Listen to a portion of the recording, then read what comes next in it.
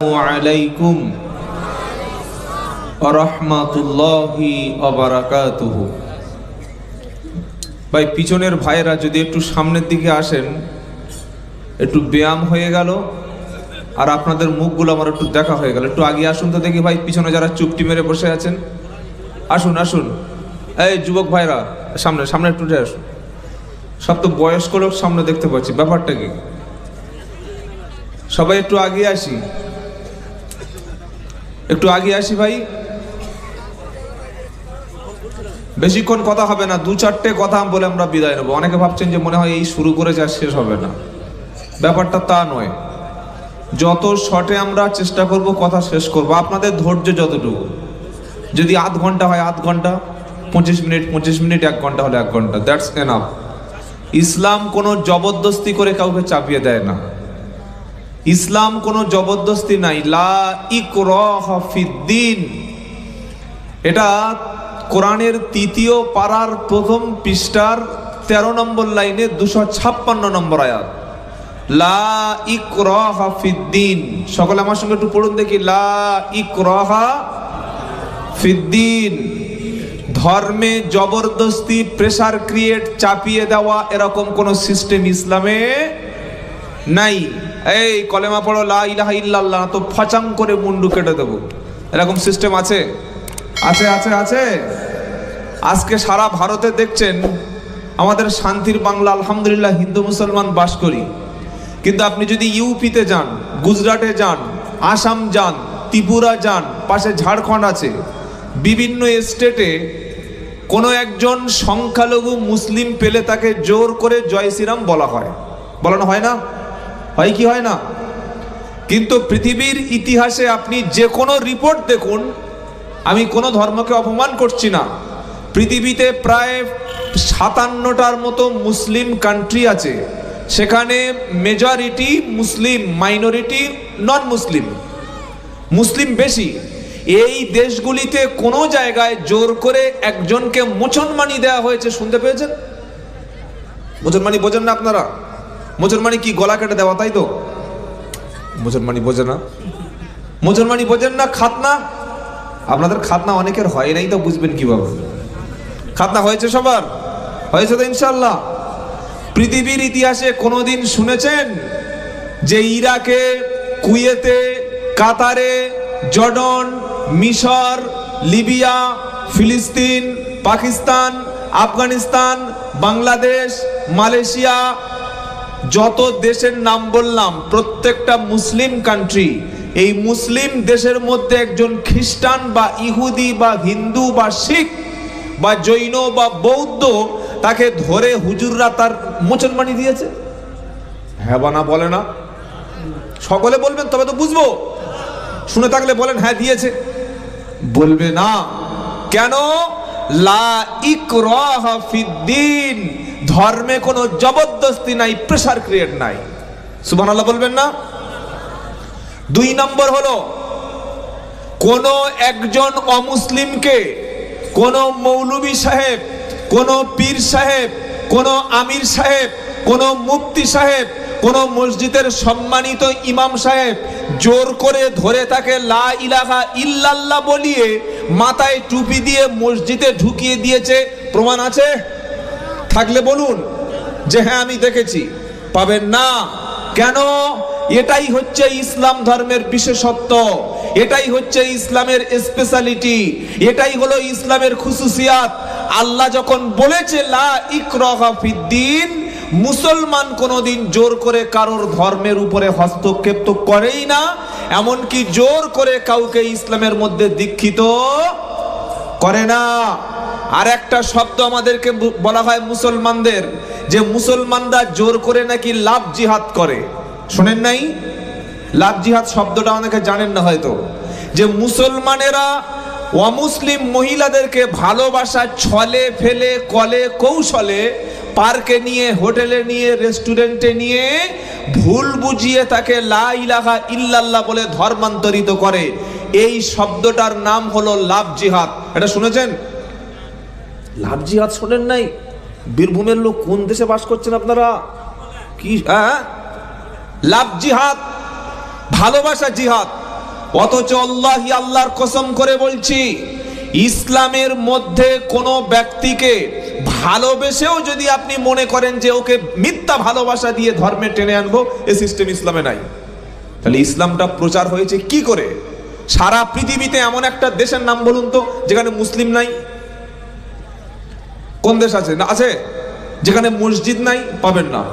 কিন্তু বিশ্বে এমন দেশ আছে যেখানে হিন্দু নাই, খ্রিস্টান নাই, ইহুদি নাই, বৌদ্ধ নাই, জৈন নাই, নাসারা নাই, অগ্নি উপাসক নাই, প্রচুর দেশের নাম আছে। তাহলে এই যে লা ইলাহা ইল্লাল্লাহ সব দেশে ছড়িয়ে পড়েছে, এটা তরবারি দ্বারা, তাই তো? বোবাদের কাছে কি করে কথা বলবো? আপনাদের সবার বিবির সঙ্গে আজকে একদিনই ঝামেলা হয়ে গেল, বউর সঙ্গে সবার সাথে ঝগড়া করে এসছেন, একটু হ্যাঁ বানা একটু বলবেন তো, একটু ফিডব্যাক দেবেন তো। লা ইলাহা ইল্লাল্লাহ বলানোর জন্যে জোর করে তরবারি দিয়ে কি কলেমা প্রচার হয়েছে? সকলে বলুন, আরো একসাথে বলুন, কি দিয়ে প্রচার হয়েছে? ওয়া ইন্নাকা লাআলা খুলুকিন আযীম। আল্লাহু আকবার, জোরে বলেন।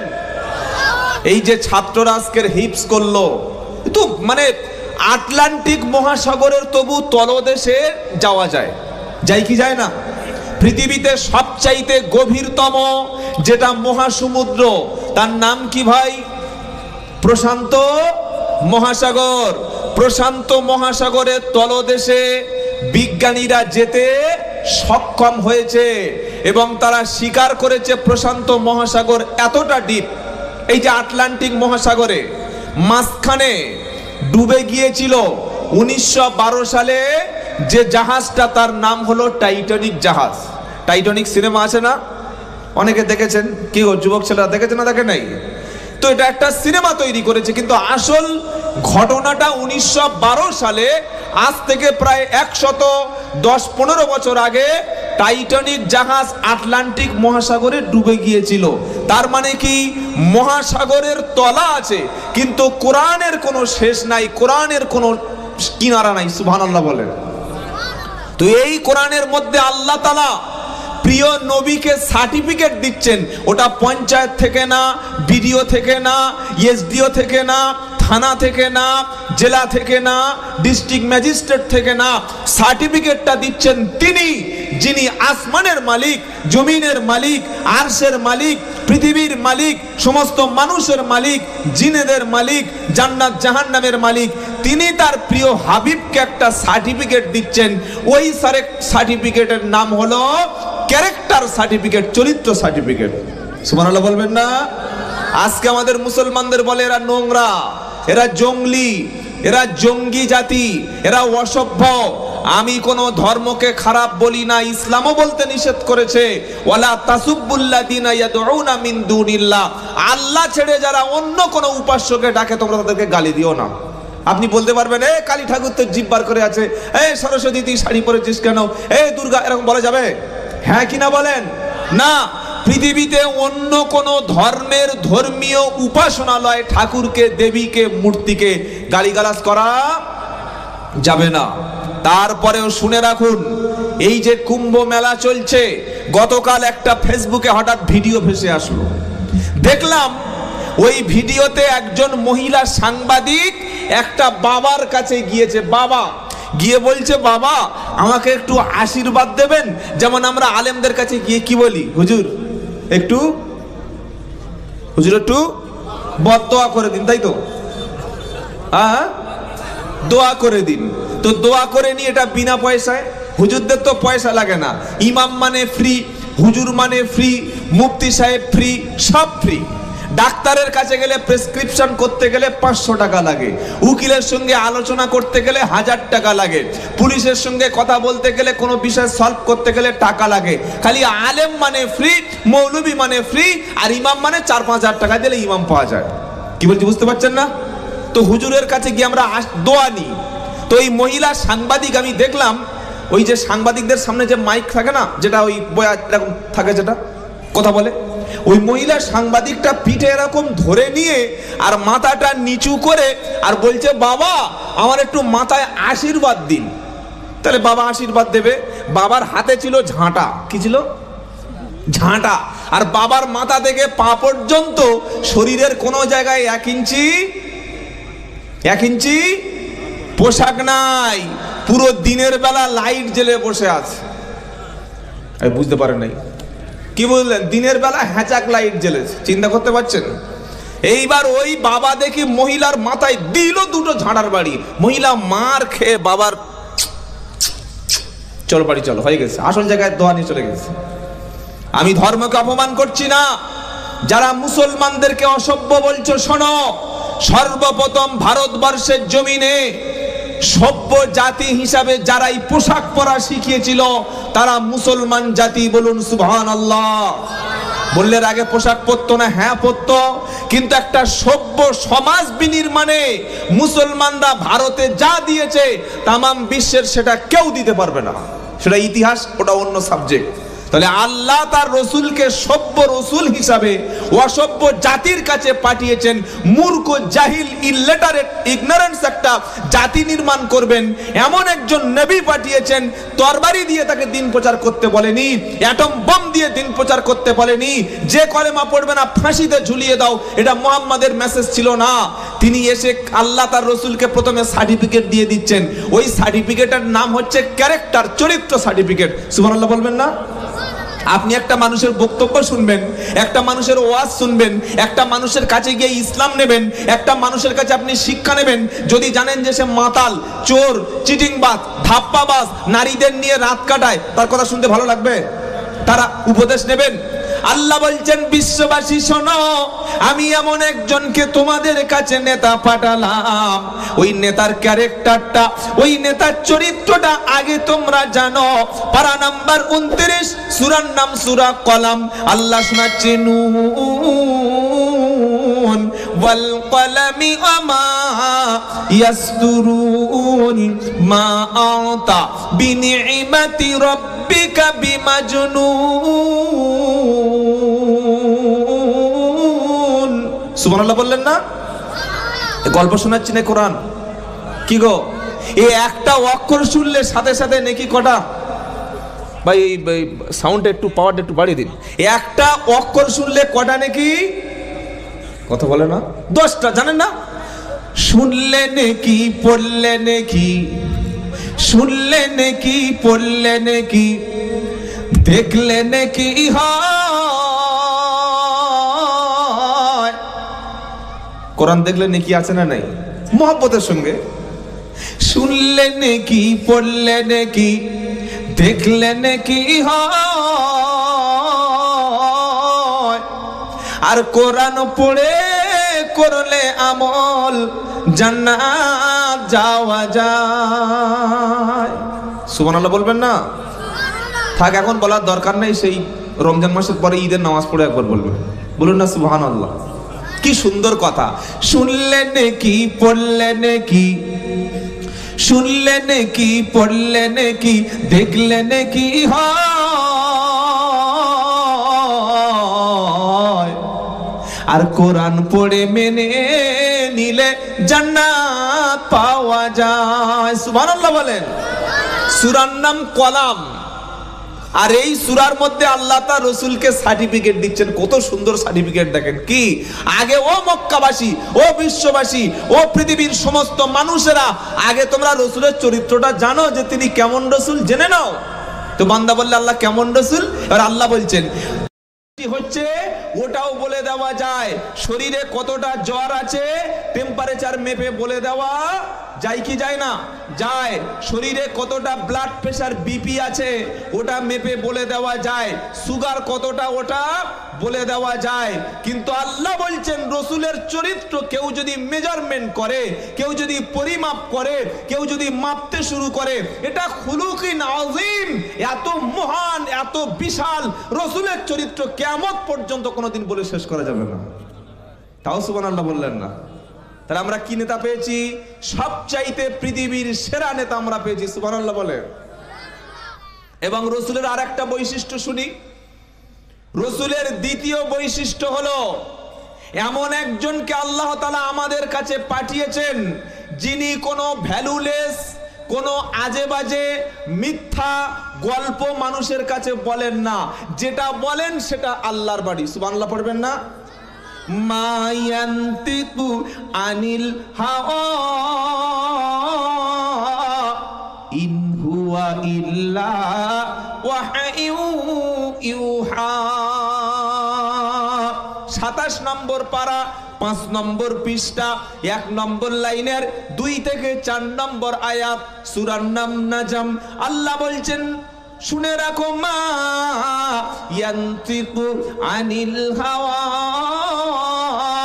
ইন হুয়া ইল্লা ওয়াহয়ু ইউহা। আমার নবী নিজের থেকে মন গড়া বানোয়াট কোনো কথা বলেন না। নবী নিজের খেয়াল খুশি মনে যেটা চেয়েছে ওটা বলে দিয়েছে, এমনটা হয় না। আমি আল্লাহ যেটা বলতে বলি, আমার ওহী যেটা নবীর উপরে যায় সেটাই নবী বলেন। সুবহানাল্লাহ বিহামদি, সুবহানাল্লাহিল আযীম। এজন্য ইসলাম ধর্মে কোনো বানোয়াট কেচ্চা কাহিনী গল্প নাই, ইসলামের মধ্যে কোনো ভণ্ডামি নাই, ইসলামের মধ্যে কোনো মিথ্যা নাই, ইসলামের মধ্যে কোনো ফলস কথা, কোনো মিস ইনফরমেশন ইসলাম কখনো শেয়ার করে না। আল্লাহর নবী যদি নিজের থেকে কোনো কথা বানিয়ে মন গড়া বানোয়াট কথা কোরআনের মধ্যে চালিয়ে দিত, তাহলে সেটাও আল্লাহ তার রাসূলকে হুঁশিয়ারি দিচ্ছেন। পারা নাম্বার 29, সূরার নাম হাক্কা, আয়াত নাম্বার 44, 45, 46, 47, 4-5টা আয়াতে আল্লাহ বলছেন কি, ওয়ালাউ তাকাওয়ালা আলাইনা বাদাল আকাবিল লা আখাযনা মিনহু বিল ইয়ামিন সুম্মা লাকাতানা মিনহুল ওয়াতিন ফামা। এই যে হ্যালো, কোথায় যাচ্ছেন? পেশাব নাকি না বিড়ি? ওটা যাবে না, বেশিক্ষণ না। আমি তো বলেছি 30 থেকে 40 মিনিট বা 1 ঘন্টা। আপনারা উঠলেই আমি উঠে চলে যাব।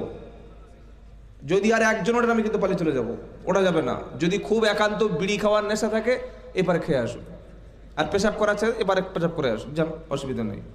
খুব চালাক, অন্য বক্তা পারলে মনে করছে অন্য হুজুর। কি বুঝলেন? অত সহজ নয়। আমি 250 প্রায় 220 কিলোমিটার দূর থেকে এসেছি। আমি তো কয়েকটা কথা আপনাদের শেয়ার করতে এসেছি। এই পবিত্র ওলামাদের মজলিসে এসে আমি ধন্য, আলহামদুলিল্লাহ। আলহামদুলিল্লাহ বলেন। আর আজকের যে পরিবেশ দেখলাম, আমি তো অনেক মাদ্রাসা আল্লাহ আমার মতো গুনাহগার বান্দাকে নিয়ে গেছে।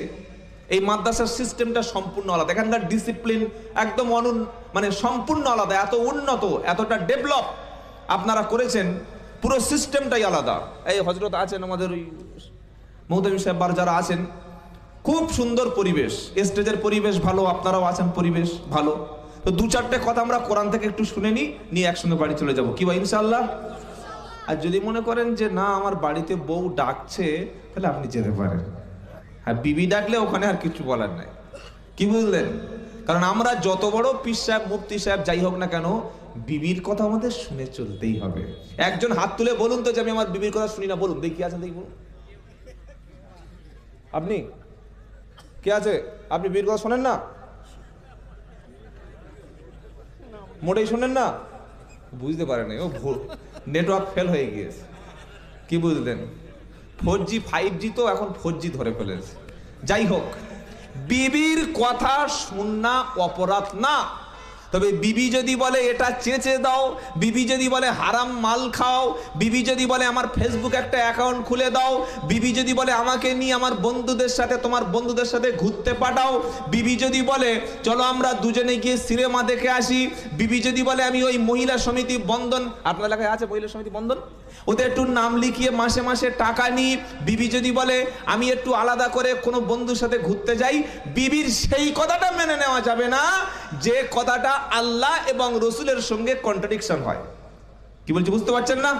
আল্লাহ এবং রসুলের কথার বা মতের বা শরিয়ার যদি খেলাফ কোনো কথা বলে, সেই কথাটা মেনে নেওয়া যাবে না। কারণ স্বামী স্ত্রীর মহব্বত হচ্ছে আল্লাহর শ্রেষ্ঠ একটা নিয়ামত। সুবহানাল্লাহ বলেন, বলেন সুবহানাল্লাহ। যাদের স্ত্রী ভালো, যাদের স্ত্রী চরিত্রবতী, যাদের স্ত্রী স্বামীর মধ্যে মিল আছে, তাদের দুনিয়াটা ছোটখাটো একটা জান্নাত। আর যাদের বিবি একদম অন্যদিকে চলে গেছে, স্বামীর কথা শোনে না, সে বেচারি মরে বেঁচে আছে, লাশ হয়ে বেঁচে আছে। কি বুঝলেন? ও মরতেও পারছে না, ছোট ছোট ছেলে আছে, মরেও শান্তি নাই। এমন একটা মুসিবত আল্লাহ সবার ঘরে একটা করে দিয়ে কি বিপদে যে আমরা পড়ে আছি আল্লাহই জানে। কি বুঝলেন? আল্লাহ আমাদের সবাইকে নেককার স্ত্রী দান করুক, সকলে বলুন আল্লাহুম্মা আমিন। নেককার স্ত্রীর জন্য একটা দোয়া শিখিয়ে দেবো, কথা বলছে না? আর কারা কারা শিখবেন হাত তুলুন দেখি। যাদের বিয়ে হয়ে গেছে আর শিখে লাভ নেই, যাদের বাকি আছে তারা শিখবে। একটা ইমাম সাহেব প্রত্যেকদিন দোয়া করছে, রব্বি হাবলি মিনাস সালিহিন। আর মুসাল্লি প্রত্যেকদিন ওই দোয়াটা শিখে বলে, হুজুর এটা কি দোয়া? বললে এটা ভালো দোয়া। মুসাল্লি দোয়া শিখে নিয়েছে, ও প্রত্যেক নামাজে পড়ে, তাহাজ্জুদে পড়ে কি, রব্বি হাবলি মিনাস সালিহিন।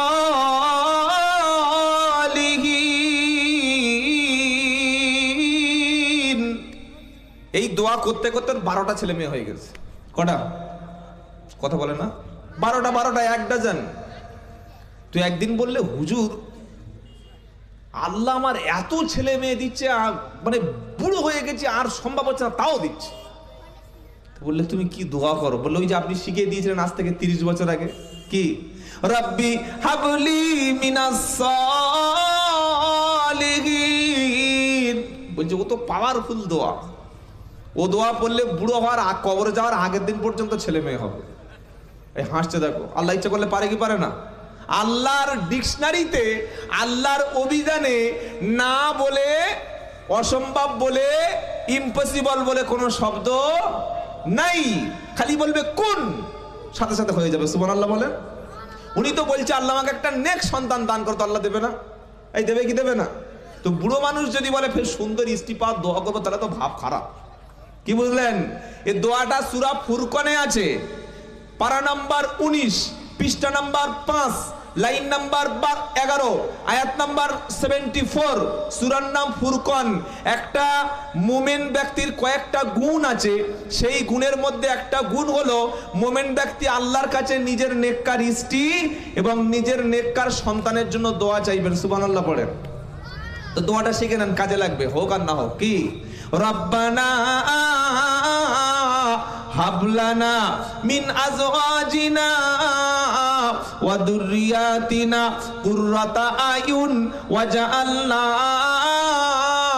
লিল মুত্তাকিনা ইমামা।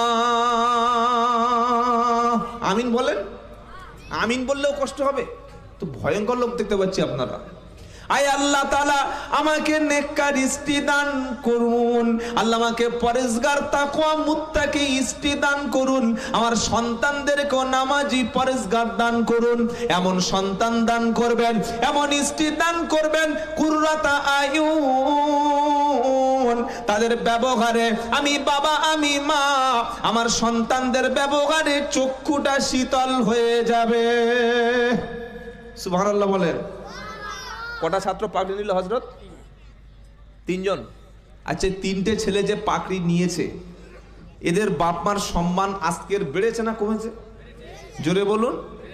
আর 3টে ছেলে যদি মাল খেয়ে গিয়ে ধরা পড়তো লোকের হাতে, তাদের বাপ মা কিরকম গালি খেত বলুন তো? পুরো হারামির বাচ্চা। বলবে না? বলবে না? বলবে না? একজন চুরি করছে, বলছে কার ছেলে? কার ছেলে? বলে শহীদুলের, শফিকুলের ছেলে। পাকা চিটিং বাজ, হারামির বাচ্চা, পাকা হারামজাদা। তো ওর বাপ কি করেছে? চুরি করেছে। ও খারাপ কাজ করলে বাপ যেমন গাল শোনে, মায়ের যেমন বংশ তুলে টানাটানি হয়, ভালো কাজ করলে বাপ মা দোয়া পায় কি পায় না? পায়। সেজন্য দোয়া করছে, আল্লাহ এমন একটা সন্তান দান করো বাপ মার চক্ষুটা যেন শীতল হয়ে যাবে। অনেকে মনে করছে ও বাদ দে, 3টে ছেলে হাফেজ হয়েছে, কি ঘোড়ার ডিম শিখেছে।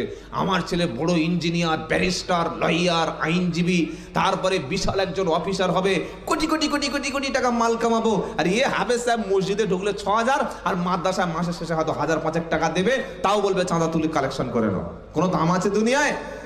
আজকে দুনিয়ায় যাদের দেখছেন দাম নাই, সমাজ যাদের ভ্যালু দিচ্ছে না, কিয়ামতের দিন এই হাফেজে কোরআনের বাবা মার মাথায় আল্লাহর পক্ষ থেকে একটা নূরের টুপি পরিয়ে দেওয়া হবে। এটা বানিয়ে বলছি, আমার থেকে বানালাম।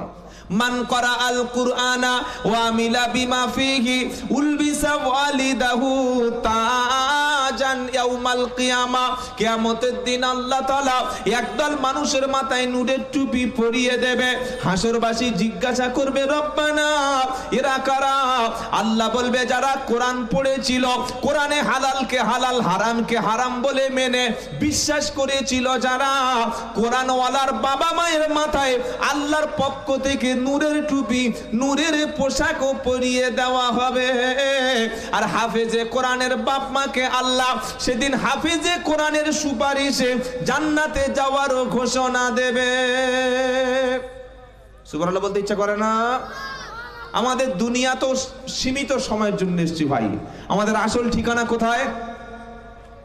আসল ঠিকানা কবর। বলে কবর? কবর আসল ঠিকানা? কবর তো একটা ঘাঁটি, কবর তো একটা স্টপেজ, কবর তো একটা স্টেশন, কবর তো একটা সীমিত থাকার জায়গা। আসল ঠিকানা মুমিনের ঘর হলো জান্নাত। আসল ঘর কোথায়? জোরে বলেন। এই জান্নাতে যেতে চাই কি চাই না? জান্নাতে যেতে চাই কি চাই না? জান্নাতে যদি যেতে চাই, দুনিয়ায় সম্মানের সঙ্গে যদি মাথা তুলে বাঁচতে চাই, আর আল্লাহর পিয়ারা বান্দা যদি হতে চাই, তাহলে কোরআনের কাছে আসতে হবে। হয় নিজে কোরআন শিখতে হবে, নিজে না পড়তে পারলে নিজের বাচ্চাটাকে কোরআন ওয়ালা বানান।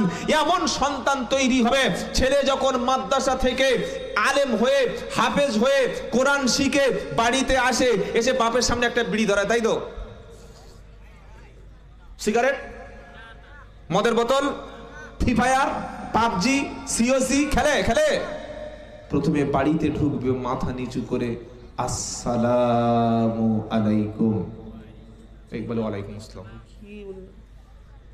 বাচ্চা যখন বাড়িতে আসে আলেম হয়ে হাফেজ হয়ে, প্রথমে সে কি বলে? আসসালামু আসসালামু আলাইকুম। আমি কোন শিক্ষাকে ছোট করছি না।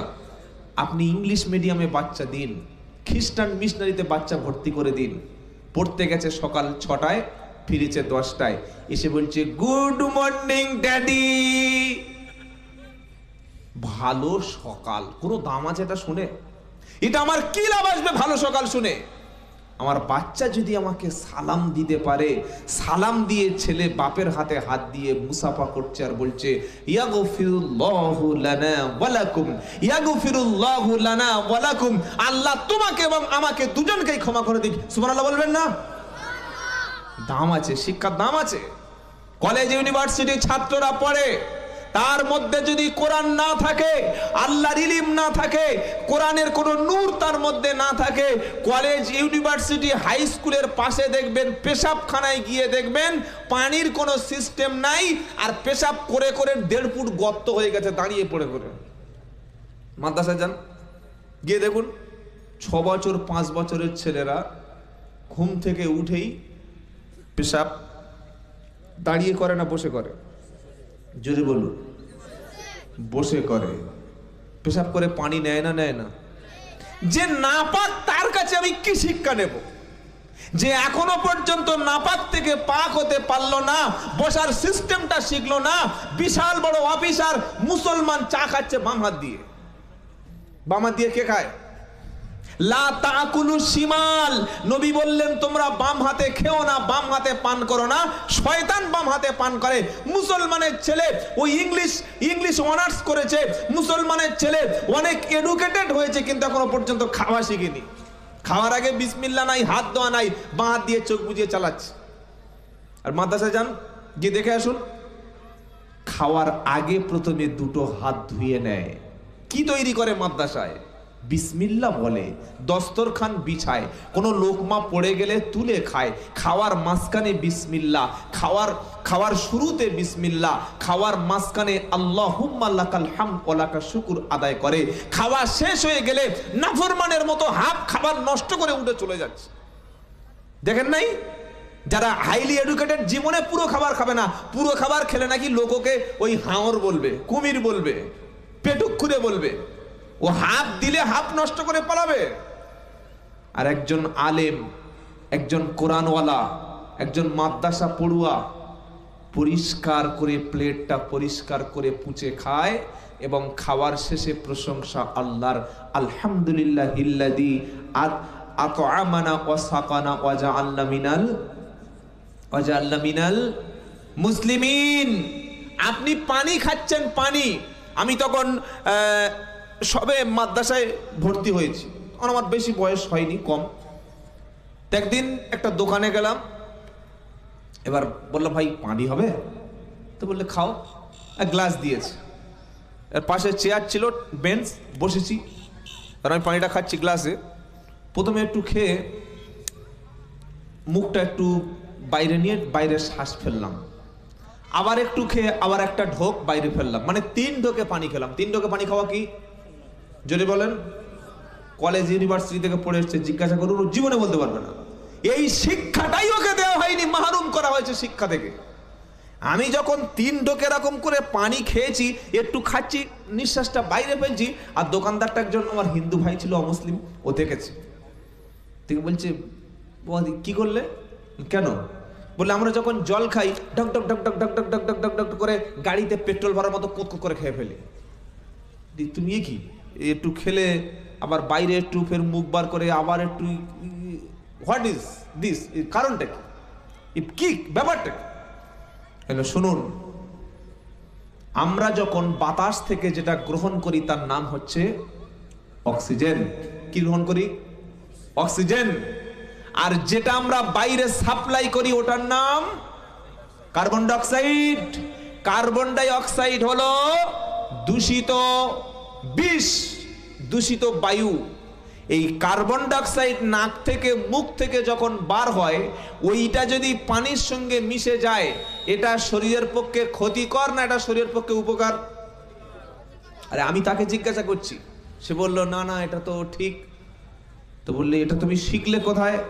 বললাম শোনো, আজ থেকে 1400 বছর আগে যখন অক্সিজেন আর কার্বন ডাই অক্সাইডের কোনো কনসেপশন মানুষের ছিল না, সেই সময় মুহাম্মদ সাল্লাল্লাহু আলাইহি ওয়াসাল্লাম তার উম্মতকে বলে দিয়ে গেছে, পানি পান করার সময় তোমরা 3 ঢোকে পান করবে। তাই ছোট্ট একটা মাদ্রাসার বাচ্চাও এই সিস্টেম জানে, বলুন সুবহানাল্লাহ। এটা কোথায় শিক্ষা পাবেন না, এটা কোথাও পাবেন না। 2 নম্বর হলো, আজ পৃথিবীতে সবচাইতে বেশি মুসলমানদেরকে বলা হচ্ছে মুসলমানরা জঙ্গি, মুসলমানরা সন্ত্রাস। মাদ্রাসাগুলো বন্ধ করার যে পায়তারা চালাচ্ছে, আপনারা, এটা দুবরাজপুর থানা, দুবরাজপুর থানার মানুষ জানি না কতটুকু সোশ্যাল মিডিয়া ব্যবহার করেন, জানি না কতটুকু টেলিভিশনের খবর দেখেন। টেলিভিশনের চ্যানেলগুলি, টিভি চ্যানেলগুলি 24 ঘন্টার মধ্যে 12-13 ঘন্টা তারা দায়িত্বই নিয়ে ফেলেছে যে পশ্চিম বাংলার জমিনে হিন্দু এবং মুসলমানদের মধ্যে একটা দাঙ্গা বাঁধাতে হবে।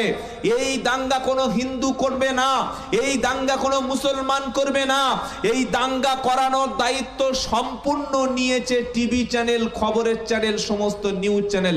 এটা কি ঠিক বলছি না ভুল বলছি? কি বলছেন আপনারা? যে কোনো খবর হলেই আগে ধর্ম দেখে, কাজটা কে করলো? মুসলমান করেছে তো বলে ওই শালা জঙ্গি ধরা পড়েছে, বলছে কি বলে না? মনে রাখবেন, আজ থেকে 1400 বছর আগে যে মক্কার জমিনে খুন করা মামুলি ব্যাপার, খুন তো কমন ব্যাপার। আল্লাহর নবী সাল্লাল্লাহু আলাইহি সাল্লাম তিনি কোরআনুল কারীম মানুষের কাছে পড়িয়ে শুনিয়ে দিলেন, বললেন মান কাতা মাইয়াকুতুল মুমিনান মুতাআম্মিদান ফাজাযাউ জাহান্নাম খালিদান ফিহা। কোরআন কেমন জঙ্গি কিতাব শুনে যান, কোরআন কেমন মানুষকে খুন করতে বলে শুনে যান। আর সারা বিশ্বের ইতিহাসে মুসলমানদের ইতিহাসটা দেখুন। 5 নম্বর পারা, 12 নম্বর পৃষ্ঠা, 5 নম্বর লাইনে 93 নম্বর আয়াত, সূরার নাম সূরা নিসা। আল্লাহ পাক বলছে মাই ইয়াকুতুল মুমিনান মুতাআম্মিদান ফাজাযাউ জাহান্নামা খালিদান ফিহা। যদি কোনো ব্যক্তি, কোনো একজন ইমানদার কলেমা পড়া মুসলমানকে হত্যা করে, আপনি তৃণমূল, সে সিপিএম, আপনি কংগ্রেস, সে অন্য একটা দল করে। আল্লাহ পাক নবী কোরআন বলছে সে কোন দলের, কোন মতের, কোন মাযহাবের, কোন তরিকার। আপনি দেওবন্দি, সে শাফি। আপনি হানাফি, সে মালিকি। আপনি কাদরিয়া, সে চিস্তিয়া। আপনি আহলে হাদিস, সে দেওবন্দি, অথবা যে কোনো তরিকার লোক হোক না কেন, কোরআন বলছে যদি কেউ কোনো একজন মুমিনকে হত্যা করে, মাইয়াতুল মুমিনান মুতাআম্মিদান ফাজাযাউহু জাহান্নাম, কেউ যদি কোনো মুমিনকে হত্যা করে, যে হত্যা করবে হত্যাকারীর ঠিকানা হলো, সকলে বলুন, জাহান্নাম। হত্যাকারীর ঠিকানা জাহান্নাম। একদিন দুদিন জাহান্নামে নয়, খালিদান ফিহা, চারটিখানি ব্যাপার নয়। কি বুঝলেন? আপনি মানুষকে খুন করবেন আর বলবেন মুসলমান। এই যে আপনাদের পাশে ওই বাকটুই কাণ্ড হয়েছিল, মনে আছে? মনে নাই? ওটা কোন জায়গা? হ্যাঁ, রামপুরহাট। যে মেরেছে সে মুসলমান, আর যারা মরেছে তারা মুসলমান। এত বোকা এই জাতিটা, এদের নেতৃত্ব শূন্য, এদের সরকারি চাকরিতে জিরো, সব দিক থেকে আমাদেরকে কোণঠাসা করে দিয়েছে। আমরা শিক্ষা আন্দোলন করতে পারছি না, আমরা আমাদের সন্তানদের কিভাবে লেখাপড়া শিক্ষা দেব সেই চিন্তা না করে সামান্য দুটো কিছু খাওয়ার জন্য মুসলমানকে হত্যা করছে। করছে কি করে না? নিজের কলেমা পড়া ভাইকে হত্যা করছে, এবং সেটা প্রকাশ্য দিবালোকে। যে ব্যক্তি কোনো মানুষকে খুন করবে তার জায়গা হলো জাহান্নাম। যারা বলছে মাদ্রাসা থেকে জঙ্গি ধরা পড়ছে, যারা বলছে মাদ্রাসায় খড়ি পাওয়া যাচ্ছে, তাদের প্রত্যেকে চ্যালেঞ্জ করে বলছি, পশ্চিম বাংলার জমিনে যতগুলো মাদ্রাসা আছে সমস্ত টিভি চ্যানেলকে বলছি মাদ্রাসার মধ্যে প্রবেশ করো। মাদ্রাসার ক্লাসরুমে যাও, অফিস রুমে যাও, রান্নার রুমে যাও, এমনকি বাথরুমে দেখো যে বোম টোম লুকিয়ে রাখা আছে কিনা। যদি পশ্চিম বাংলার জমিনে কোন মাদ্রাসার মধ্যে একটা বোম পাওয়া যায়, কোন দেশ বিরোধী কার্যকলাপ হয়, ভাই তোমাদের বন্ধ করতে হবে না, আমরা ওলামারা গিয়ে মাদ্রাসা বন্ধ করে দেব। পাবে? পাবে? পাবে না। যদি পেয়ে থাকো বলো, কিন্তু মিথ্যা করে এই বদনামগুলো কেন করছে জানেন? এর পিছনে একটা উদ্দেশ্য আছে। উদ্দেশ্যটা কি? মাদ্রাসায় তৈরি হয় দেশ বিরোধী না, বরং মাদ্রাসায় তৈরি হয় দেশ প্রেমিক। বলুন আলহামদুলিল্লাহ। আপনারা সকলে জানেন 1757 সালে যখন দেশটা ইংরেজ বেনিয়ারা দখল করে নিল, 1757 থেকে 1947 এই 190 বছরের মধ্যে সবচাইতে বেশি ফাঁসি কাস্টে ঝুলেছিল, সবচাইতে বেশি দেশ স্বাধীনের জন্য জীবন দিয়েছিল ওলামায়ে কেরাম। জোরে বলুন সুবহানাল্লাহ। আজকের সেই দিন সামনে আসছে। আপনারা সকলে জানেন যে ওয়াকাফ সম্পত্তি যেটা মুসলমানদের খাস, যেটা মুসলমানরা আল্লাহর জন্য খাস করে দিয়েছে, মসজিদ, মাদ্রাসা, কবরস্থান, ঈদগাহ, এই ওয়াকাফ সম্পত্তিগুলো তারা জেপিসিতে বিল পাস করে নিয়েছে এবং এটাকে বেদখল করার চক্রান্ত চলছে। তাই আপনাকে এই দেশ বাঁচানোর জন্য, এই ভারতবর্ষের সংবিধান বাঁচানোর জন্য, ভারতবর্ষ মহান আমাদের জন্মভূমি, এটা বাঁচানোর জন্য মাথায় কাফন পরে রেডি থাকতে হবে। দেশ বাঁচানোর জন্য, সংবিধান বাঁচানোর জন্য, সংবিধান সংখ্যালঘুদের যে ধর্মীয় অনুষ্ঠানগুলি, ধর্মীয় প্রতিষ্ঠানগুলি বাঁচার যে অধিকার দিয়েছে, সেই সংবিধানটাকে যারা নষ্ট করতে চাইবে, আমরা জীবন দিয়ে হলে আমাদের দেশকে রক্ষা করব, সংবিধান রক্ষা করব। ইনশাআল্লাহ বলেন, ইনশাআল্লাহ বলেন। অনেকে মনে করছেন এইসব নামাজ রোজা বাদ দিয়ে সব কি সব আলোচনা হচ্ছে। আরে ভাই, আপনার মসজিদ যদি না থাকে, আপনার মাদ্রাসা যদি না থাকে, ঈদগাহ যদি না থাকে, দেশের সংবিধান বিরোধীরা যদি সংবিধানকে উড়িয়ে দিতে পারে, আপনার মসজিদে নামাজ বন্ধ, আপনার কোরআনের কারখানা বন্ধ, আপনার ঈদগাহ বন্ধ, আপনার কবরস্থান বন্ধ, আপনাকে রোহিঙ্গার মতো কুকুরের মতো দেশে বাস করতে হবে। অথচ এই দেশ স্বাধীনতার জন্য সবচাইতে রক্ত আমার বাপ দিয়েছিল, আপনার বাপ দিয়েছিল। কি ভাই সত্য বলছি না মিথ্যা বলছি? কি বলছেন আপনারা?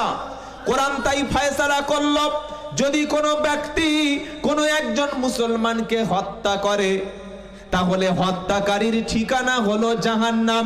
এবার আপনি ইতিহাস দেখুন, বিশ্বের মধ্যে যারা সবচাইতে বড় বড় খুনি